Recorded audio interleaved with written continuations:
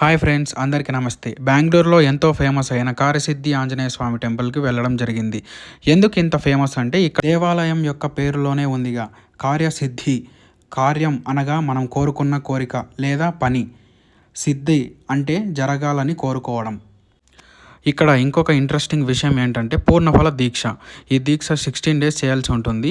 ఇందులోని నియమ నిబంధనలు ఏంటంటే మనం ముందుగా ఒక కొబ్బరికాయని పూజా కౌంటర్లో రిసిప్ట్ తీసుకొని కోరికను బలంగా కోరుకొని మనకిచ్చిన స్లాట్లో కట్టుకోవాలి. ఈ 16 డేస్లో 6 ప్రదక్షిణలు వేస్తూ కార్యసిద్ధి ఆంజనేయ మంత్రంని జపిస్తూ తిరగాలి. అలాగే ఈ 16 డేస్ 108 టైమ్స్ మంత్రం జపిస్తూ దేవుణ్ణి స్మరించాలి.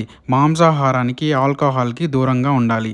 ఇంకా 4th టైం విజిట్లో కొబ్బరికాయని మనతో పాటు ఇంటికి తెచ్చుకొని ఏదైనా స్వీట్ చేసుకొని ప్రసాదంగా స్వీకరించాలి.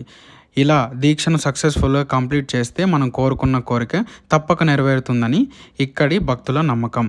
నేను కూడా ఈ దీక్షను తీసుకొని మీకు క్లియర్ కట్గా చూపించడానికి ప్రయత్నిస్తాను.